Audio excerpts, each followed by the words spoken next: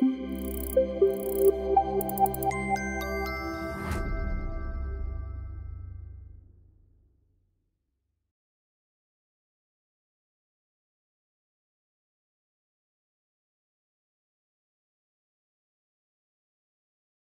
Well, hi, everybody, and thank you for coming to our talk. Our industry is one that is inherently collaborative. We're using open source tools. We read blog posts. We geek out about Sandy Metz together. We learn about JITs as we wonder why the heck Aaron Patterson is wearing giant green screen gloves on the stage in Portland. And we lovingly roast one another on Stack Overflow for asking questions that are too off topic or something. And many of us start our careers with onboarding buddies or lots of pairing or maybe that one senior engineer that everybody goes to for questions. And over time, we gradually, or maybe way too quickly, find ourselves transitioning to mentors. And even though we're constantly working with and learning from one another, there often aren't many built-in processes to help us develop those mentor or mentee skills. There aren't code reviews or retrospectives, style guides or linters, and that is exactly why we're here today. Hey folks, I'm Billy. I'm a professional mentee in this mentor-mentee relationship. I started coding about 2 years ago and immediately came to a Rails conference where I was lucky enough to be in the scholarship program. And my mentor, Andy over here, took me under his wing and we really built a relationship, a mentee and mentor relationship. Just a little bit about me. You can usually find me sitting next to my desk at home during the workday with a collection of half-finished different types of drinks. My toxic work trait is that I frequently respond quickly to Slacks, but then I also quickly edit those Slack messages, so watch out. And here's Andy. Andy will introduce himself. Hey everybody, my name is Andy Andrea, and I've been working with Ruby and Rails since the start of my career in 2014. I'm based not too far away in Durham, North Carolina, after growing up in Wisconsin, which I used to think was the coldest place on the planet until I found this room. And I'm currently working, thank you, for a Boston-based ed tech company called Panorama Education, an absolutely wonderful company. And in addition to having the good fortune of being mentored by so many wonderful, talented people over the course of my career, I've in turn acted as a mentor, first at a local hackathon called Pearl Hacks, and later on for organizations like Code the Dream, the Turing School of Software and Design, and, as Billy mentioned, the RailsConf Scholars and Guides program. Now, we believe that effective mentoring relationships are inherently bidirectional and mutually beneficial. So we're not just going to cover how to be a good mentor or a mentee, but both. We're going to be looking at some tools and techniques for leveling up those skills through the lens of 3 different problems. One that's commonly faced by mentees, one commonly faced by mentors, and one that's common to both roles. And we will try to leave time for questions at the end. Even if we run short on time, we'll just kind of linger up here, and we'll have all of our slides with all of our sources available on Slack. So feel free to sit back, relax, and call gc.start, because let me tell you, our jokes are total garbage. All right, so let's introduce the cast. So first up, we've got a junior developer named Owen. So Owen was a recent grad. Actually, before I even go into this, let me just put the disclaimer out there that none of these are real stories. My manager's in the audience right now, and he gave me the disclaimer to make sure you don't talk about us like that. So this is Owen. Owen is a recent grad from a front-end boot camp. He's a new employee, and he's starting at our fictional company, RBs. Next up, we've got Claire. Claire is a recent grad from a CS program, used Python, and covered numbers, databases, all that good stuff. Also a new employee at our fictional company, RBs. Meanwhile, our first mentor is a senior developer named Keisha, who joined the company a few years ago. She has some great experience in the industry, working at a previous Ruby consultancy, so they were known for having a bunch of apps. I apologize in advance for anyone that isn't familiar with American chain restaurants, because we're going to have some great puns for you. And Keisha used to work at Ruby Today. Don't look too close at that O. Also, don't hire me for my Photoshop skills. Next up, we have Simu, another senior developer. Similar to Keisha, he's got a bunch of years of experience in the industry, But unlike Keisha, he worked at a different company known for delivering things really, really quickly, and that company was called Jemmy John's. And naturally, as Billy mentioned, all 4 of our fictional employees work at another company, Arby's. Thank you for the groan. Silly puns aside, it is worth noting that in this case, our mentees have similar amounts of experience to one another. Our mentees are the same.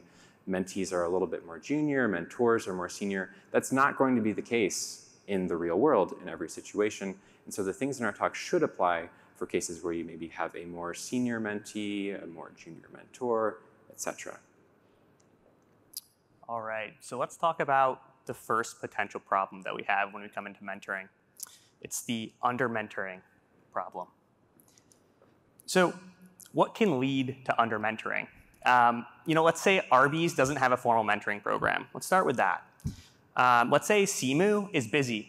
He's got deadlines, he's got a big project push, he's frequently in meetings with product managers and trying to push out code and trying to work with QA to get that out. Simu recognizes that Claire is a new employee and invites her into a couple of these meetings. Now, he can't give Claire all of the time that Claire needs, and there's no formal mentorship program at Arby's to really boot it up.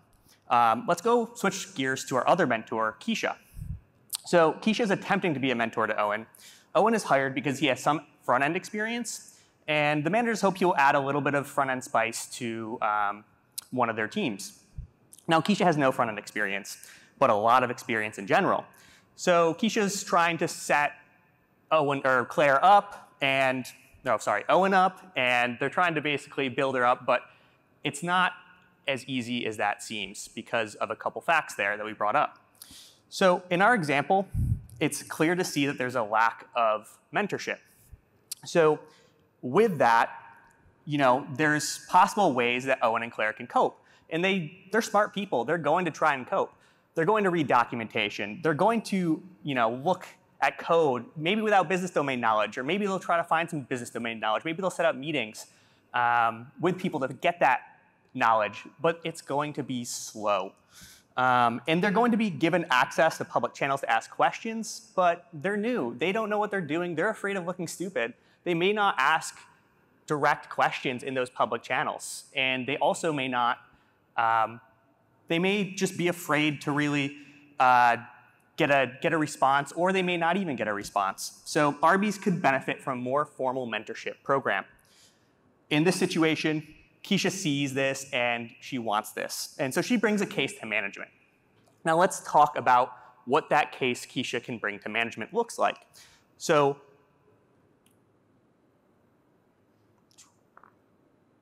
let's show the numbers to management. Management wants to know how it really benefits the company. And we've collected a few numbers about mentorship programs in general that support the case. So our first statistic is retention. So retention for mentors or mentees is 72%, and it's 69% for mentors. You're like, oh, wow, 70%, that's great. 69%, oh, man, that's still not 100%. But compared to 49% for non-participants, you're going to increase retention. And for those that don't know, retention equates directly to dollars. It also does something pretty cool. It increases minority representation in management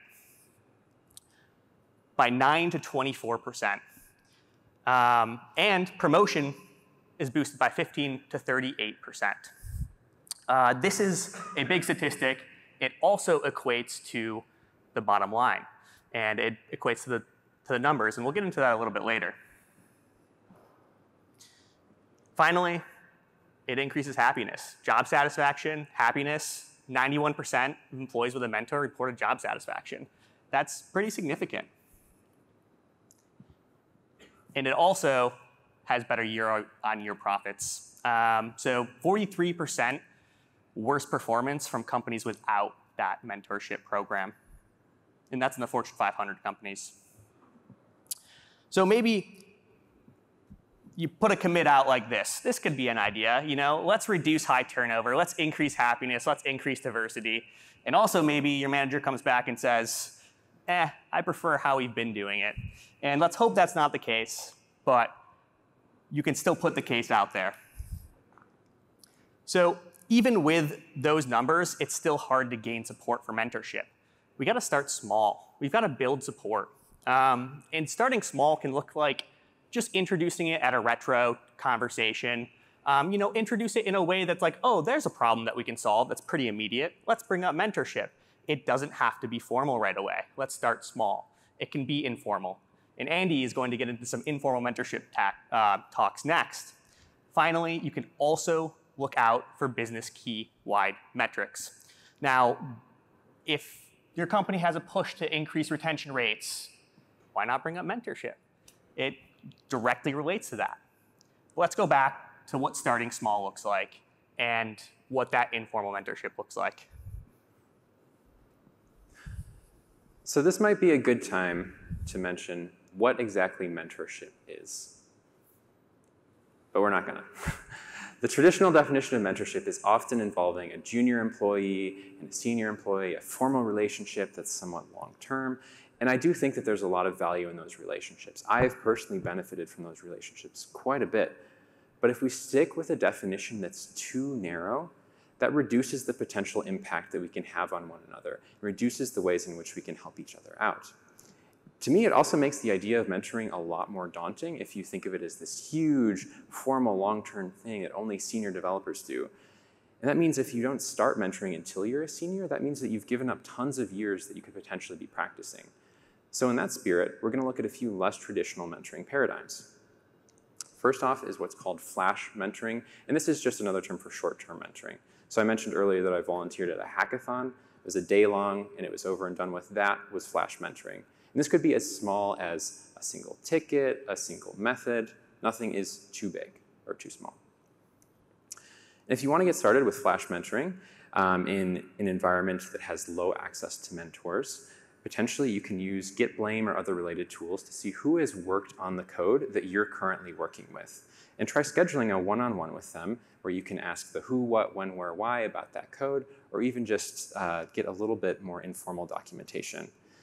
Also, if you find out that anyone has had a little bit of a lighter workload lately, maybe they're in between moving teams or just in between tickets, that's a great person to reach out to ask for a little bit of pairing time or a little bit of a chance to talk. And if no one can give you that, you might be able to just shadow someone. So stand by their desk, hopefully sit by their desk if you're there for a while, or ask them to share their screen with you on Zoom. And that way, even though it's a little bit less collaborative, you might be able to take down notes and some questions that you can ask them async later. Mutual mentoring is one of my favorite mentoring paradigms. It's also called peer mentoring, and the idea here is that people with similar levels of skill sets can actually mentor one another. And we saw in our cast of characters earlier that one mentee came in with a bunch of front-end experience, the other came in with a bunch of back-end experience. And so if this is a full-stack environment, there's some really natural ways for them to help each other out. If you want to find a mutual mentor, if you were hired along someone like Owen and Claire, but if that wasn't the case, try to see if anyone else has joined your team or your organization even in the last year. The people who have joined recently are most likely to be able to empathize with you more effectively because they remember what it was like to figure out all of these issues they were running into and maybe setting up an app or understanding the architecture of your team. And with a mutual mentor, you're not only knowledge sharing, but you're also acting as a united front. So if you run into problems that relate to process issues or documentation issues, there's a particular area of the code that's just very confusing. If you go together and advocate for change, that's so much less daunting than trying to do it by yourself, especially when you're new to an organization. And also you can help each other advance professionally as well by going to each other's managers and saying, hey, Owen was really helpful in learning about this CSS model, or Claire helped me write more performant database queries. And I probably don't have to cover this since we've all got a lot of good rubber ducking time at the conference, but for anyone unfamiliar with this term, it's the idea that you take a person, or even just an inanimate thing like a little rubber duck, and you explain the problems that you're facing to this rubber duck. And oftentimes you'll find that you just kind of come to the solution while you're explaining the problem. But even if you don't, you've brought someone up to speed, you've shared your knowledge with them, and you can work together to solve that problem. If none of those work, you might be able to find a mentor outside of your work. And this can actually be really handy as well, because it forces you to practice communicating about your problems with someone that doesn't have access to your code and doesn't have a lot of institutional knowledge. There are some formal mentoring programs that exist out in the community, including these here. And if none of those work out for you, engaging with the community on Slack, Discord, organizations like WNB.RB or Ruby for Good can help you meet people that might be able to act as mentors for you. And now this is the weird slide that we almost took out. So things like linters, static analysis, even podcasts and books can give you a lot of great information that can free up the time that you have with your mentors so that you can use that time in different ways that's maybe more specific to your individual apps. At the end of the day, though, linters have somewhat arbitrary cutoffs. They don't have enough context to avoid giving you false negatives or suggestions that might even completely break your code. And if your team doesn't already have linting set up, then the linter might suggest things that will break your team norms. And I suggest that if you start linting, avoid autocorrection or auto-formatting where you can. When you get a violation, look up the reason behind that. It might be some small thing that you disagree with, and if you don't understand it, it's probably not something that you should commit to your code. Now, for us mentors, if we don't have much time to devote to our mentees, there are still some things to do that can help out. And so I really like coming up with a list of resources that I can share with my mentees that include research strategies, how I debug, helpful Slack channels, and I really, really like having a glossary of terms that's specific to my industry. For me, that's EdTech, or my team, my repo. And I also really like having related terms and synonyms in there so that if my mentee goes and searches for one term and doesn't get anything in their first couple of pages of Google, then they can try a new search without having to wait on me to tell them a new search criteria. Now moving on to part 2, our mentor problem is when you feel that your mentee is under-communicating with you.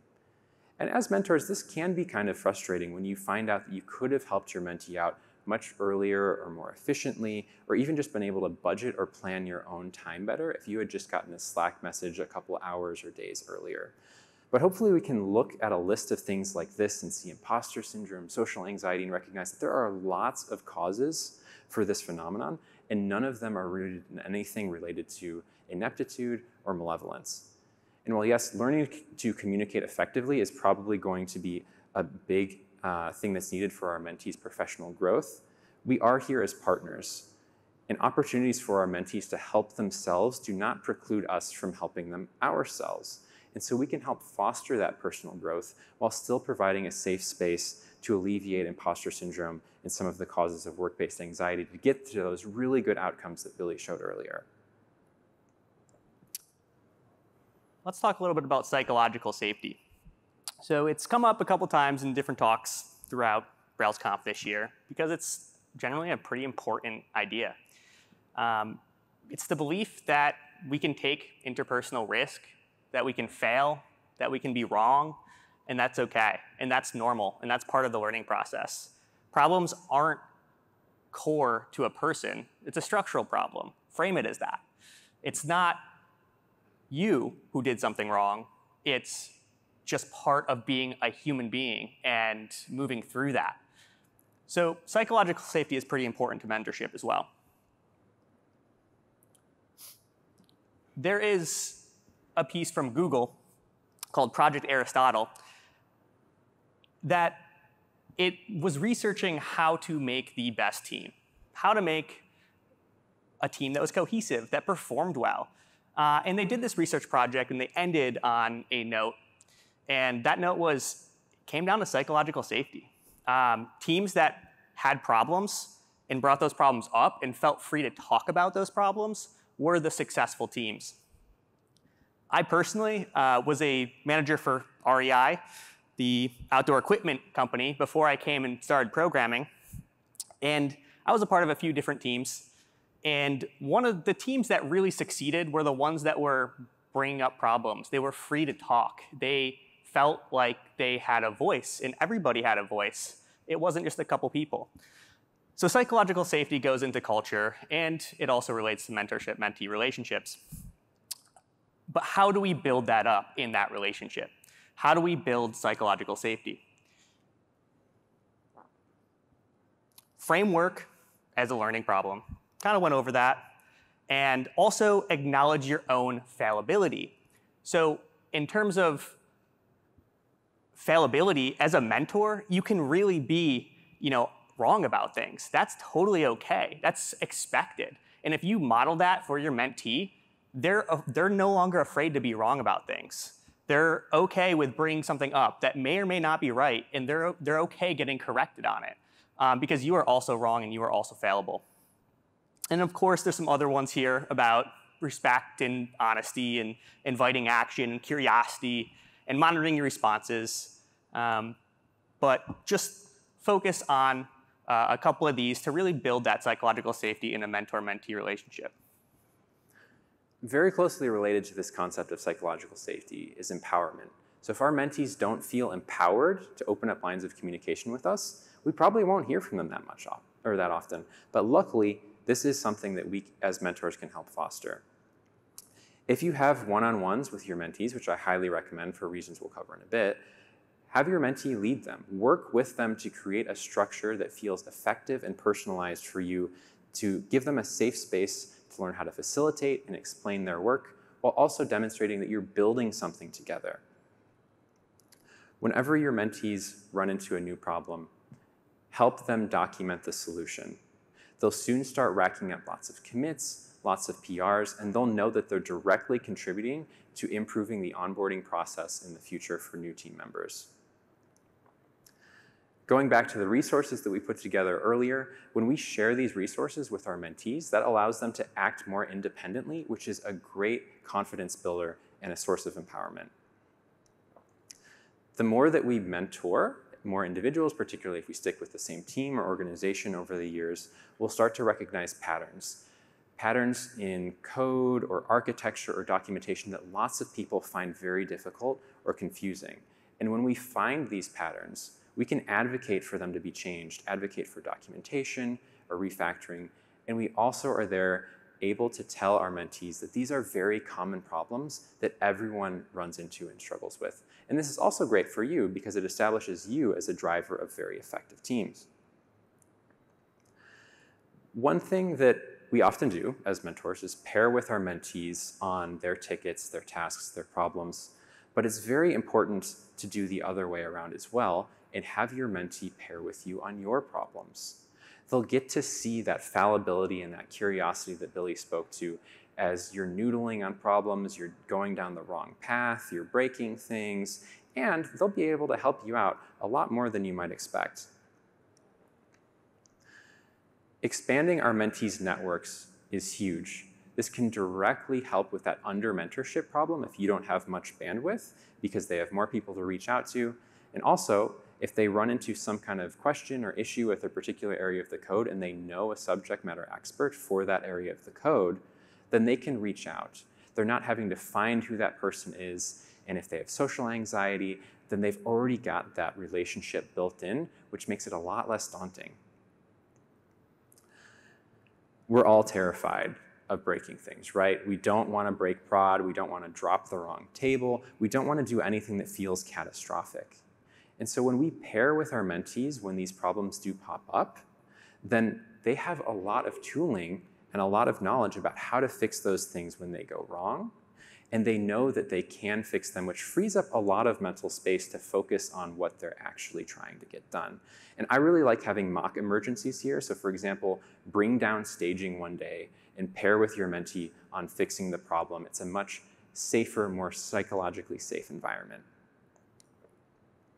I also love having my mentees look over my code. They ask lots of great questions, and we're giving them the opportunity to connect different tickets to different parts of the application, different classes and whatnot. And when we have feedback from other engineers on our PRs, then they kind of are up to speed. They can help pair with us on addressing that feedback, or we can just have a conversation on what that feedback might mean. Now, mentees often avoid communication because they're worried about disrupting their mentors, but it's important to remember that we as mentors are responsible for our own time management. And so if we're doing something that requires that we don't pivot, it's super high priority, we as mentors are in charge of making that call and informing our mentees.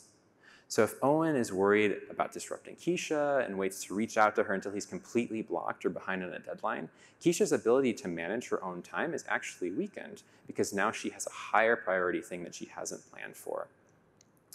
And I will say that it is inevitable that some mentees will just not feel comfortable reaching out, or they'll get sucked into debugging or research, and that's okay. While we do probably want to flag that as an area of potential growth, we can't expect that growth overnight, and this is where we as mentors can really help alleviate this undercommunication by scheduling regular check-ins with our mentees. And this can be however often or in whatever way that you and your mentee want to do your check-ins. So I've done things like a Zoom check-in right after stand-up every day, or throw something on the calendar that says mentee is responsible for sending me a Slack message with these details about what they're working on or if they're blocked. When I started out, I was just fresh out of a boot camp, and I was pretty exhausted. I was exhausted of asking for things. I constantly was asking for help on things. I had so many questions. I didn't even know some of the questions that I had to ask. So I asked what questions to ask. I was just tired of asking, can I have a job? And so I reached out to Andy and I said, Andy, what the heck do you get out of this? Like, I just keep asking for things and you keep giving. And it's honestly exhausting to think about what just always taking from you. What do you get out of it? Well, this is something I can talk about a lot, and I'm going to do my best to keep this brief, and I'm going to fail at that, so I apologize in advance. First off, we all have to communicate about our work, and oftentimes that means communicating very highly technical things to people that don't have much technical knowledge. So we have to make that language very accessible, and getting from A to B can be a pretty big deal in a lot of cases. But when we have our mentees there, they have technical background, but they probably lack context maybe about our particular app, our team, maybe they don't have the level of depth or breadth that we have. And that makes it a lot less daunting because it gives us a bit of a halfway point. When we can translate our highly technical, highly contextual context to a stopping point or a midway point of technical but a little bit less context, that helps us then have a shorter jump to communicate with product, clients, or other stakeholders. Also, as our mentees are learning, we're oftentimes learning along with them. In the past, my mentees have asked me so many great questions that have never occurred to me, that have helped me find gaps in my knowledge or recognize implicit biases. I love having mentees or new team members, anyone that rotates onto my team, because it drastically decreases the likelihood that we end up doing something just because we've always done it that way. When a new perspective comes into the group and asks about the why behind certain decisions, that can help you learn about why those decisions were made and articulate them better, which then just goes right back to those cross-functional conversations. And who knows, maybe just that little bit of curiosity will help you find a way to do something that's simpler or better. I'll also give everybody a bit of a hot take. In a readable language like Ruby, I believe that perfect abstractions, perfect naming, perfect code should be highly readable or largely readable to someone even with very low technical background. Now that said, perfect code cannot and will not ever exist, but I do think that we can always get just a little bit closer.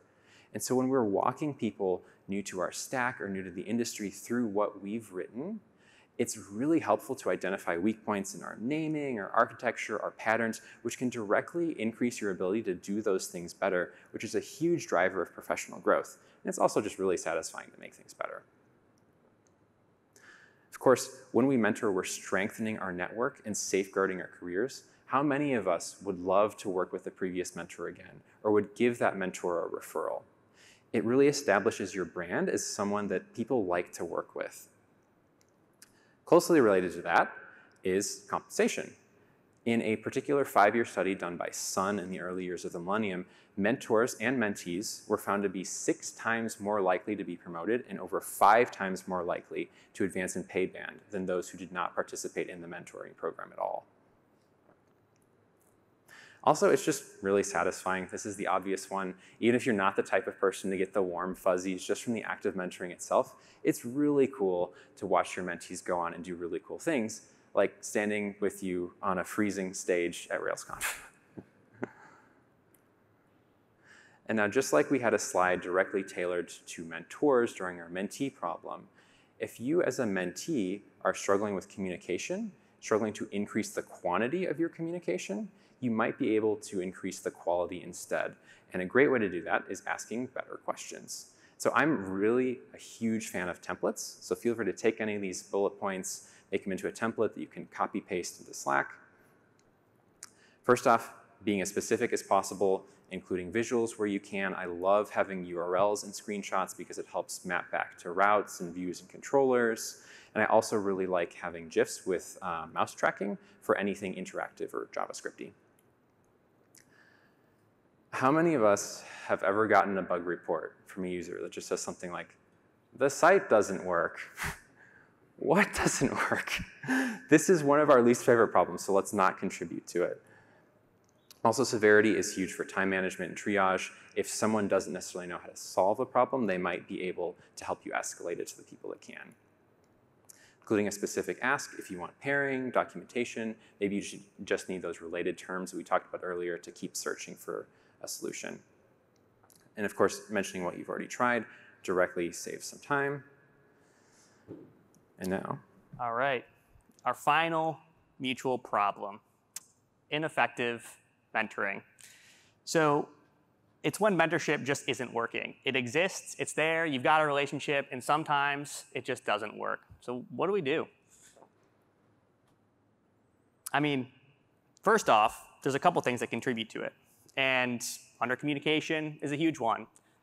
You know, maybe there's no responses on Slack for a wide period of time, or maybe you're just not getting the information that you need from somebody else, or maybe it's just not connecting. And that's okay. There's also maybe poorly defined goals, or you haven't really defined your relationship. You don't know how each other's works best. You don't know enough about each other. And slow professional advancement is a big part of that. Unexpected negative performance evaluations can also cause this fear of failure. And of course, just there might be a difference in how you think about things. And that can be challenging. So what do we do? How do we avoid these pitfalls? Well, because I joined coding, and when I joined coding, I learned that there's just so many overly complex frameworks and analogies and basically just a lot of complexity there. I made my own complexity, and I added dirt, grow, harvest. So it starts with a dirt, it starts with the soil, and dirt stands for define interpersonal relationship terms. This is a great first step. Now, in this step, you are going to basically just ask some open-ended questions, have a quick 15-minute meeting. Some people call it define the relationship. I like to overcomplicate things, so it's define interpersonal relationship terms. You know, one of these questions can be, how do you work best? Could be as simple as that. It's just an open-ended question. Async, not async, Slack, video. How do you work best? Do you want to pair? Do you not want to pair? What are your learning goals? You know, what do you want to get out of this? And then also, what are you good at? I like this one. It really just sets a tone for saying, oh yeah, I am good at this. And maybe the mentee has something that they're really good at. And that's a great opportunity for the mentor to also have a little bit more bidirectional mentorship. And then also, how do you like to receive feedback? I like this one because it's mostly opens yourself up to feedback more than anything else. You know, if I ask this question and someone says, I like direct feedback, that person is really opening themselves up to receiving feedback in a direct manner. Or maybe they're like, I would prefer it to be a little bit more kind and positively framed. I prefer it async. I prefer it written. It just opens that conversation up that says, hey, feedback's okay, and it's just part of it. It's part of the job. And then, of course, check in again. It's important to check in, especially about your relationship and how things are moving, and be honest with that and try to make that a priority to recheck in. And then, of course, anything else. I've gotten some great answers from this one. You know, it could be, hey, I have a kid in the background of my Zoom. And is that going to be okay? Totally. Like, thanks. Now you feel less uncomfortable because your kid's in the background on Zoom, and I'm okay with that. So it's a great topic just to bring up anything else. Next up, we've got GROW, which is the mentorship framework that Andy's going to talk about.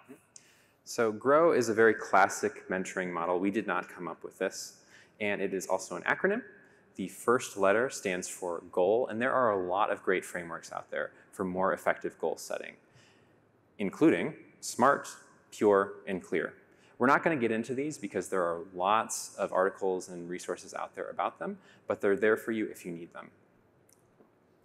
Next up, reality is where your mentee is currently at. Has any progress already been made? Are there any other goals that might be complementary or conflicting? Is there anything in the organization that's coming on that might affect how things are going? O is options or obstacles, depending on what source you read, and both are important. As mentor, this is where we can act as curious facilitators for our mentees to find their way forward rather than prescribing a way forward for them. And this directly lines up with the goal we mentioned earlier about mentee empowerment. And the last letter stands for will or way forward, and it's my favorite of the four when I'm acting as a mentor. And this is how your mentee will stay motivated. What can you do to keep them accountable so they continue to move forward under their own power, but with your support? The academic that coined the term psychological safety was a woman named Dr. Amy Edmondson. She did a really great TEDx talk a couple years ago. It's only 11 minutes long, very easy to get through. And there was one point in the talk where she had a chart with psychological safety on one axis and accountability and motivation on the other. And for her, the best place you can be to continue moving forward is what she calls the learning zone, with high psych safety and high accountability and motivation. And that's directly related to this will or way forward and what we can help out our mentees with as mentors.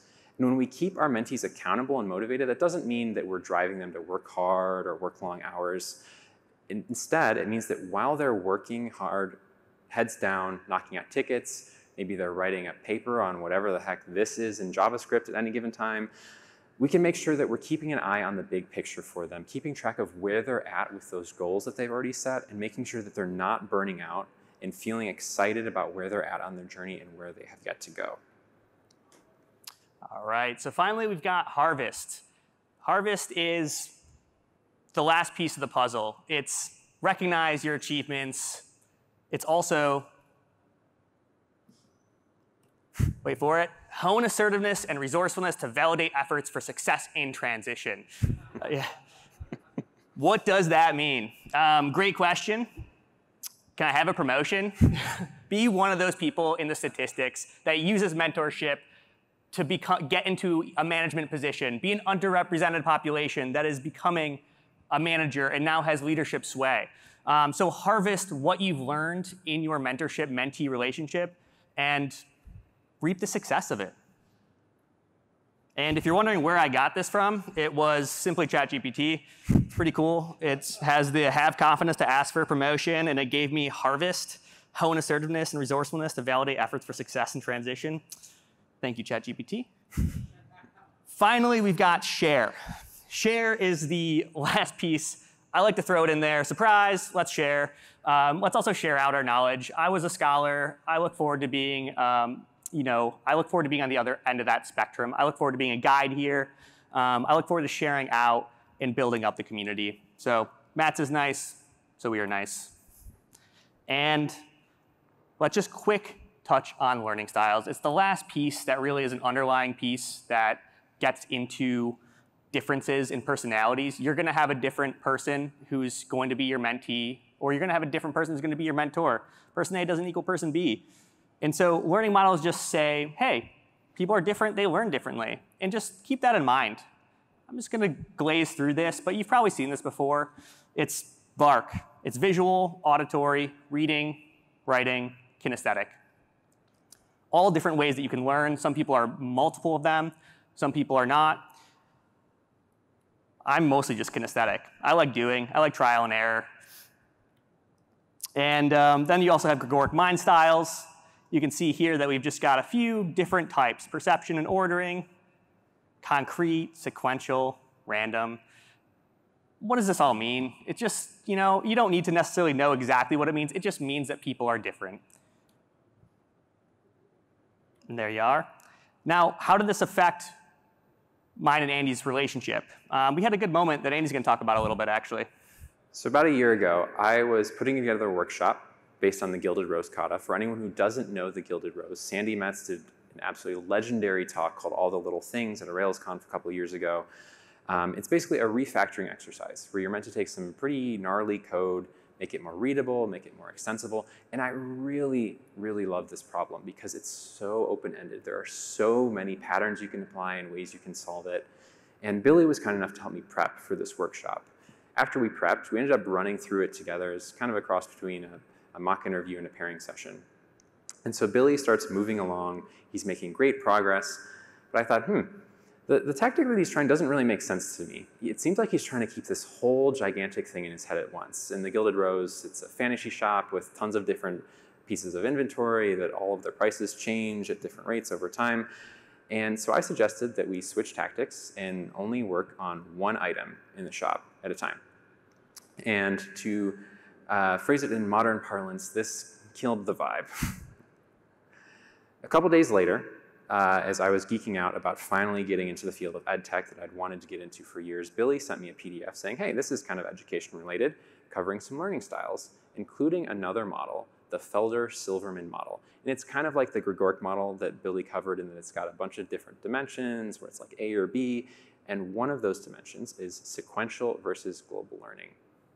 And so I actually looked back through our Slack messages and I discovered one, Billy and I apparently always use the same profile pictures for everything.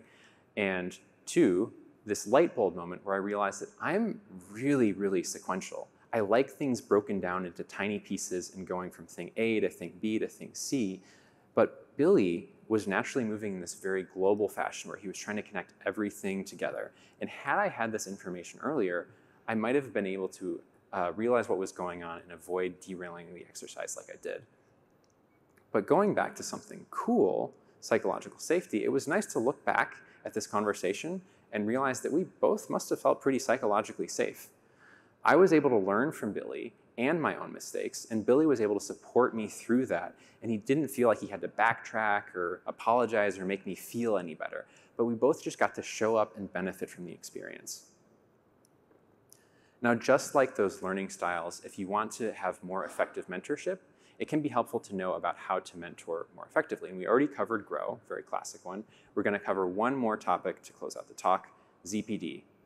This is the zone of proximal development. And this is a concept in the field of educational psychology that refers to the area in which you as an individual need some help to accomplish a task of a certain difficulty. You can already accomplish easier things.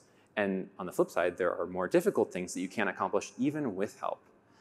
That said, I want to be clear that there's no expectation around time with this concept of ZPD. There's no notion that your ZPD will move at a particular rate or even a predictable rate. And also, as software developers, we have a lot of different skills, so we'll have a lot of these different zones. For example, the Ruby zone, the CSS zone, the JavaScript zone, etc. And I really like this concept because I find it so applicable to the work that we do. If mentee and mentor can get a sense of where the zones of proximal development are for their mentees, they can directly tie that into sprint planning. And this has a lot of advantages, including meaning that your mentee is actively involved in the sprint planning. For the mentee, we can give them a mixture of work that is within their zone of proximal development. This is something that you'll maybe be pairing with them on if you're a mentor, but then they'll also be able to do things that they can work on independently, which is really great for that confidence building and feeling of empowerment. And as for our mentors, you'll hopefully have a better sense of what you're going to be pairing with your mentee on during your current sprint, which means that you can budget and plan your own time a lot more effectively and know which tickets you'll be able to knock out. All right, so we talked a lot about a lot of different frameworks. And maybe you got some of it, maybe you didn't. That's totally okay. We've got some sources. We'll make the slides available. You can do your own research if this is a topic of interest to you, which I hope it is because you're here right now. And further topics to think about and study is maybe some educational psychology, some instructional theory, all great topics just to kind of dive into mentorship a little bit further. More here. And last, this is kind of a little experimental thing. We've both been in the situation where we've been to a talk, we've really liked it, we thought, wow, the speaker seems really cool, but we don't necessarily have a great follow-up topic. And so we've provided some of those for you. I think you can kind of tell which one of us has their manager in the office, because Billy's like, hey, talk to me about work stuff. And I'm like, hey, talk to me about Star Wars. But yeah, if you guys want to chat with us about the talk, feel free to come and find us, but also feel free to chat with us about any of these topics as well. And so we are perfectly at time. So we'll probably free up the stage, but we'll linger around here for a bit if anybody wants to come chat or ask us any questions. So thank you all very much for coming.